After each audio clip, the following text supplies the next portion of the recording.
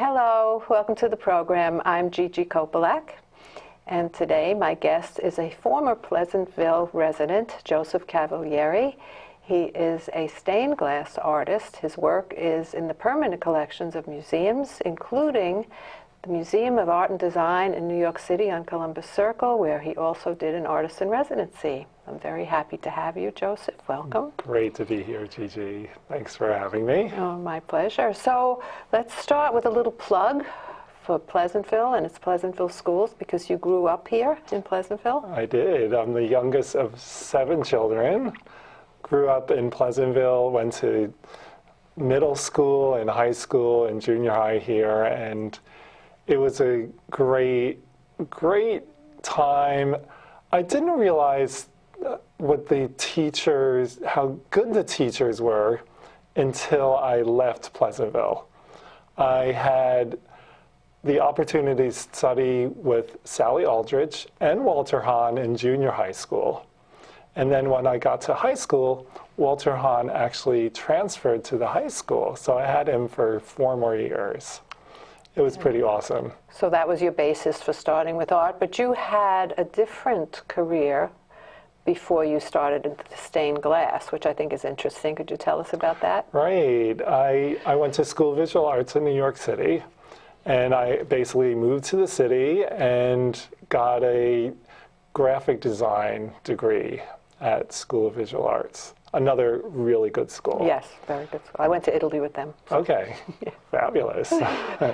So I studied graphic design, and I got into advertising, I got into book publishing, and then I got into working as an art director for different magazines. I worked at GQ for a while. I worked at People magazine. You've heard of People. I think so. There's a lot of, yeah. People. And, you know, I read it mostly in the doctor's office, I have to say. Most people do. The one interesting thing is People magazine, they actually have 6 people read it before it's thrown away.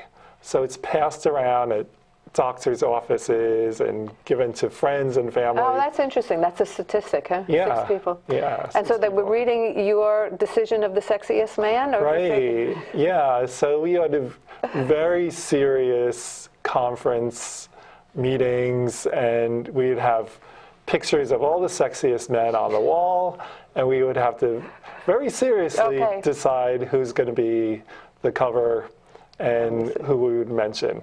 And it was interesting because while I was there, like a week before we decided on the sexiest man, we would have actors just like visit. They were just in the neighborhood, and they just wanted to like say hello, and it's like, oh, that's interesting. The most fun was the best and worst dressed celebrities. Yeah, because there was like, it was really difficult to choose if that dress was worse than the other dress. Oh, yeah. Well, it's like art. You know, like who decides that thing? So you had a lot of power there. But let's get into, how did you get into the stained glass then? Well, I was working at Good Housekeeping, actually, and I took a bunch of classes at this great glass center in Brooklyn. It's called Urban Glass. And I took 4 classes there, and it changed my life. I was like, I need to change the direction of my career. So I took about 3 years to decide and to actually play with the glass and decide exactly which direction I wanted to go in with it. Because I have a graphic design background, I thought it would be really refreshing to mix the elements that I knew from my graphic design career in with stained glass. So because it's really a medieval art, and you were bringing it into the contemporary time, right? And people, when you say you work with stained glass, they automatically picture Tiffany or stained glass windows in churches, Madonna, or butterflies at craft fairs. I teach, and there's a rule when I teach: no butterflies allowed. Yeah. Okay. So it's important not to go that route. I mean, there's great craft out there, but I want people to consider my artwork to be more serious. Okay. Even though there's some comic elements in it, but it would be something that you would hang in your home as opposed to a little crafty gift. Right, right. I understand that aspect of it, but you have to explain. Let's look at one of your works. Right. What is it, Morte? The death of is that the first one we want to look at? Yes, it's called Il Momento della Morte, which the is moment of death. the moment of death. Right. And you're using an icon, Right. which is medieval, but you're using a very contemporary icon. Exactly. Which are, so Yeah, for this piece, I didn't really think I was going to use a Simpsons until the whole design was actually ready to make. And I had the border, I had a cross in the middle, and I was looking for a certain icon that would represent the United States to put on the cross. I thought about the president, Obama, and I was like, that's too dark. I thought about Ronald McDonald, and I was like, that was used already, and many artists would use him. And then I thought, The Simpsons. The Simpsons are known around the world. The stories, the characters, their personalities, everybody knows them. Probably more than they know the stories of the Bible. Really? Yeah. That's interesting. Yeah, I think people know what Lisa Simpson is about and her personality and the fact that she plays saxophone. So I chose to, originally I just put Bart Simpson on the cross, dying, to represent the dying of American society. This was done about 10 years ago. Okay. And the U.S. was going through a recession, and I wanted to show the death of American economy. So Bart Simpson on the cross felt like my interpretation. When you do something like that, do you need permission of the... You know, I didn't get permission. But it turned out okay in the end. Because... It turned out okay.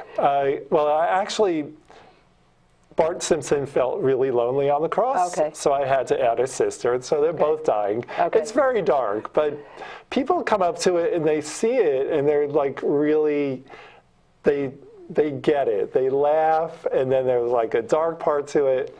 So I didn't get permission to use the figures at all, but when it was finished, I actually had it listed online, and one of the Simpsons writers contacted me and asked for a studio visit.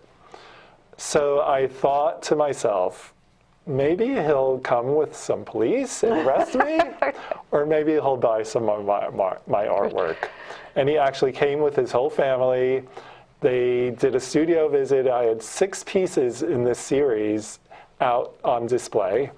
And he said, I want this one. Okay. And it was a great sale, and he actually hung it in the studios in his office where they actually write the Simpsons series. Oh, that's great. That is a great ending to that. So, yeah, it was good, and I felt like they're not going to arrest me because it's hanging in his office. Yeah, definitely. And then a week later, one of his coworkers called me up and ordered another piece. Wow.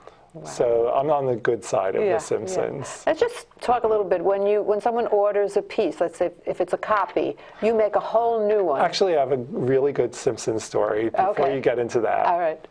When I was finished with this when I finished the Il Momento della Morte piece, I had it laid out on my light table, and nobody had seen it at that point, only myself.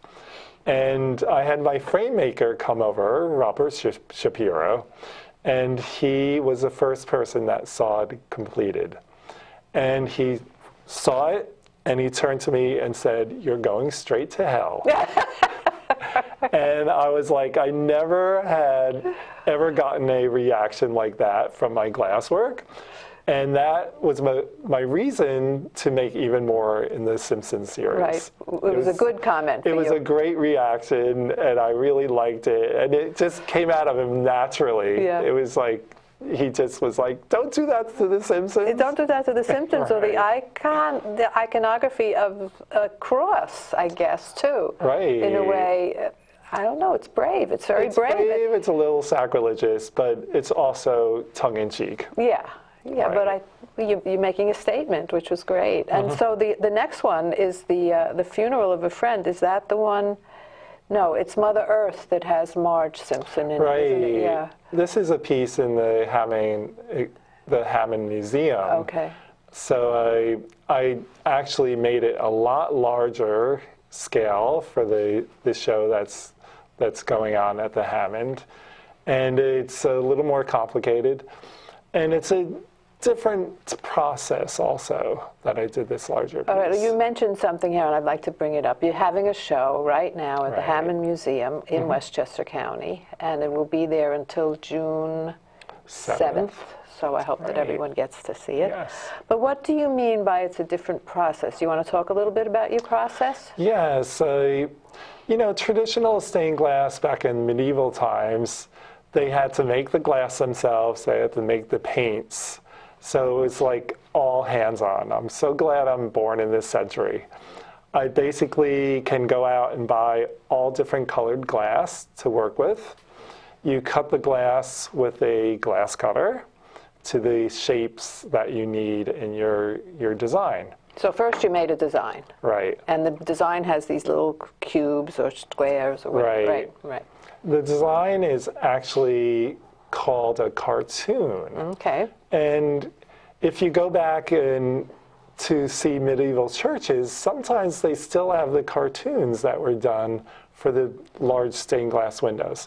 So it's basically a sketch with pencils that would show the exact size of each piece of glass that you Right. have to cut. So you basically cut the stained glass sheets to fit that puzzle piece, Right. and everything has to fit together perfectly. You don't want a hole in your stained glass window. Right. Then you basically use enamel paints and paint on the surface of the glass and put it in a kiln, bake it to 1,300 degrees Fahrenheit, and that melts the top surface of the glass with the paint that you painted on it, and it comes out of the kiln and it's permanently fired onto the stained glass. So that was very similar to how they did it in medieval times. But now I mix in using silk screening, airbrushing, and hand painting, and actually using a crow quill pen so you can do lettering on the glass. So do you still have to bake that? You still have to bake it. Right. Right. And then the other thing that you do is you put lights in. Exactly. So after all the pieces are fired, you solder the piece together, and I put it in a light box with LED lighting behind it. So Is the lighting on the side? Or it's on the side of the piece, and it's facing towards the middle. Right. And I do a lot of teaching. So with my teaching, I have different techniques. Let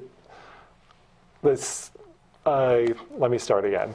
With my teaching, I have all different techniques, including the silk screening and the airbrushing.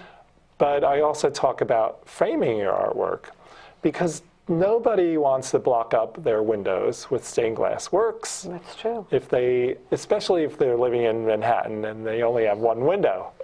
So my work easily hangs on the wall and it's plugged in, and you can just switch on your artwork when you need an art fix. Right. That's great. So let's look at one of the pieces, I think, that is the dive. Because you have, when you started that, you started with a model. Right. That you just asked a stranger? Or? Well, actually, I did the sketch for it, and I needed a photograph of someone diving into water. So I did some research online, and I looked for an existing photograph, and I couldn't find any. So I needed to take the photograph myself. And I asked around for friends. I needed a certain body type of a swimmer. for this piece. And I couldn't find anybody, so I was at the gym, and I saw this guy across the gym floor, and I just said, he's the perfect model. So I approached him, and I just said, hi, I'm a stained glass artist. I live here in the East Village. Would you like to model for me? I'm doing a piece with a swimmer in it, and you have the perfect body. So he looked at me, and he basically said, you know, my father's an artist. Oh, I'd be glad to help. Oh, that's great. So I totally lucked out on that. Yes, you did. So we had a studio visit. I showed him my artwork. And then we did a photo session. Because he needed to be diving into the water, I couldn't hang him upside down in my work studio. So we basically photographed him with his arms outstretched over his head. And I photoshopped his feet on so they were more pointed, and just flipped the image around so he was diving into water. So we have a picture of that sketch, and it was interesting to me that it's in a square on a diagonal, but you want to explain why? Right, that was just the process that I made the silkscreen from. So after you do the photo shoot, you do all this Photoshop work to it. You can change the angle and silhouette it. And the three images next to each other are what I made the silkscreen from. And basically, you can silkscreen right onto the glass and bake that in the kiln. Okay. And then after that, I did some airbrushing, and I created the outline for that piece. Yeah. So I feel like your work is iconographic, and the another piece that you did with Jackie Kennedy. That's right. You did a series of that, didn't you? Yes, yeah. Because I live in New York, and Jackie O is so important to the survival of New York City. She protected Grand Central, and she's I totally relate to women a lot. I grew up with 5 sisters, so she felt like a really good icon to use in my artwork. And I basically found a great photograph of her in a group of reporters. And she was wearing her signature Chanel suit. And I was like, this is perfect. She actually has a white hat on that looks very similar to a halo. Oh. So it just brought it back into the whole religious spirituality of the stained glass. So I chose that photograph. I photoshopped it, I silhouetted it, and I've used that image on all different pieces with the Jackie O series. What's interesting to me is it's really black and white. Right. Yeah. A lot of people think of stained glass being colorful. This piece survived and was even more stronger being just black and white. The thing with this piece is you see it from the distance, and then you get up closer, and the background has all these really miniature Chanel suits as a background pattern. And that's one thing that I learned working for magazines. You have to capture the attention of your reader or person viewing your artwork. They'll see it from a distance, and then they'll get in closer, and they'll see more details. And then they might read the article, or they'll buy the artwork. Okay. So it's a little psychology mixed into the way people actually view your artwork. Yeah, and I agree with you about that. I like to think of art as a living thing, that when people look at it, they find something new every time. Right. You know, and I would imagine that's true of your work. It's true. It's obvious in the beginning, but then it's like, whoa, something's happening here that... And some people view my work and they come up with the stranger stories. Well, that's great. Isn't that great? It's great, but it's just okay, this is weird, because I never even thought about that at all. And they're like, yeah, I see this and I see this, and I'm like, oh, that's great. And sometimes I don't tell them my original story because it would would interrupt that great story that they came up with. Like the one with the Agnes Moorehead, that whole series. Is it a series or is this just one piece? I've done 4 pieces using Agnes Moorehead. The first was for a show in Manhattan at a church, and I did a series of images based on modern day addictions. And this piece with Agnes Moorehead was on evil. So I was looking for sort of an evil figure that was more contemporary, people could relate to, and it had a little bit of humor in it. Yes. So I used one image of Agnes Moorehead, and people related to that so well. They were, oh my God, I haven't seen her in years, and she's such a great part of my childhood. So from that show, I've done 4 other pieces. Right, but just let me say, the reason that she's evil is because she played the witch, the witch's mother, on the TV show Bewitched. Exactly. And it's interesting that people still relate to it, because that was on, what, 20 years ago at least? Yeah. Yes. And you know, even some like teenagers know that because it's on Nick at Night. So it's not a totally lost image. And I found it was really good to use her image because it's not overdone. I mean, you see images of Jackie O everywhere, but Agnes Moorehead, you don't really see her anymore. So it's like a flashback for certain people. And the reason for the cloud and the rain? Well, because she was an evil figure, it's a cloud of Agnes, and she's raining on the whole community. Okay. Right. And one of your, I think, if you're going to talk about humor, is your Pinocchio series. Right. Yes, I don't normally do political work, but I had this concept of giving the last 3 presidents Pinocchio noses. Right.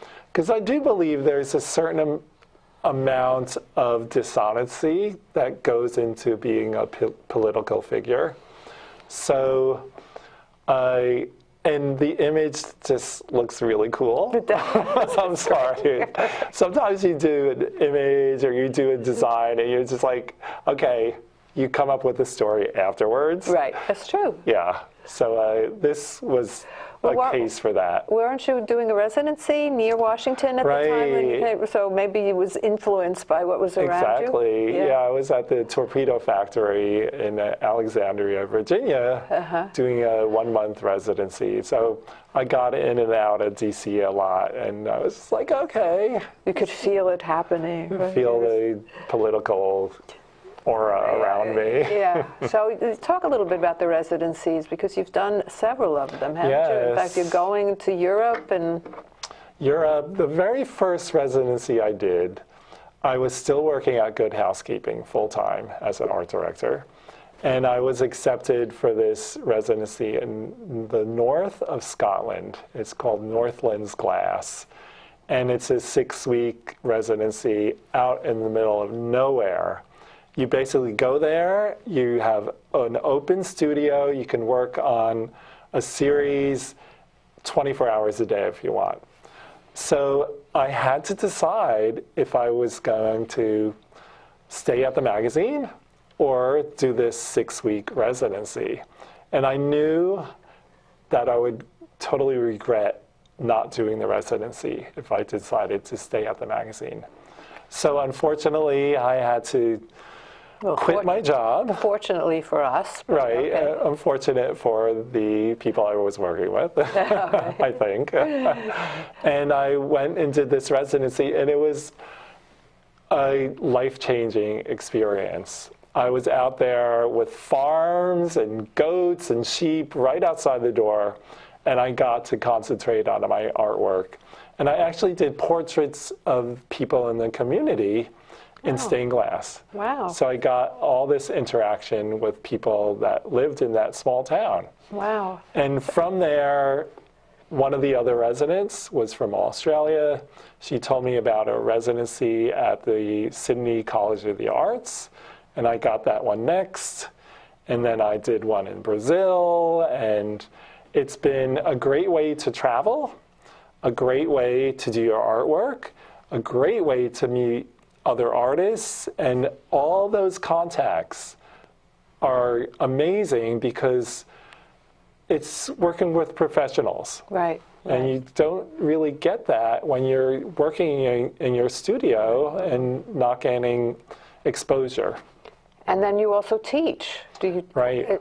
Many workshops across the country also, am I right? Right. Yeah. Yeah. So actually the same place that I took those four classes when I was working full-time, Urban Glass in Brooklyn, I'm teaching there. Okay. And they just gave me a class because the current stained glass teacher was having an operation on her foot, and I had to take over her class.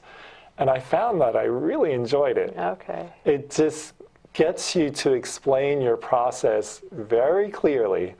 And when I teach overseas, there's some students that don't know English that well, so I really have to talk very slowly and make sure they know all the terms. But I just came back from a class in London, and then one in Zurich, and then one in Denmark. Wow. So You've been busy this year. Very busy. I've about 12 classes in 2016. And when you say classes, is like a week seminar or a week workshop? It's a week-long workshop. We basically cover all the aspects. You don't need to know everything about glass, and you don't need to be a painter. A lot of the work is tracing existing images. So we start with cutting glass, and we go all the way up to framing your artwork and hanging it on the wall. In 1 week, that's amazing. Yeah. I want to talk a little bit about the stained glass that you have at the Phillips Manor train station. Right. Yeah, because that's something people can visit. Exactly. Right. Yeah. It's open 24 hours, and you could take a train from there. Yeah. Yeah, that was a commission and a competition that the MTA Arts for Transit area of the MTA works on. Right. And, the subways don't run that well, but this division of the MTA runs very smoothly.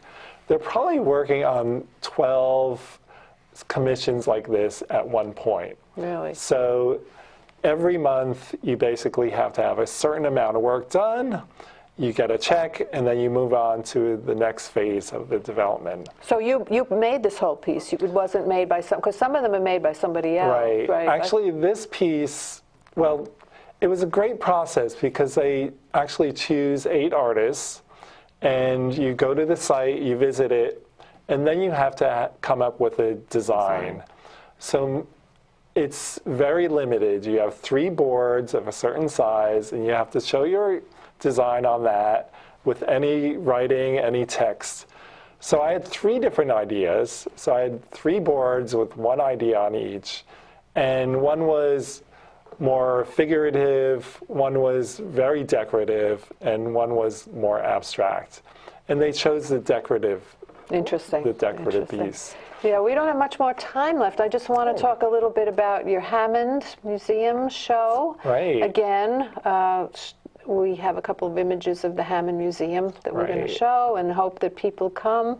I don't know if there'll be time for you're going to give an artist talk at some point, but I don't know if the time has passed already that the show will be seen, but certainly by June 7th, I hope people get to see the show. I hope so. It's a great museum, and I have like about 14 pieces there. So you get to see a variety of my work. I'm going. I'm going to see it. Excellent. Thank you so much for coming. This has been so enjoyable. My pleasure. And thank you for watching.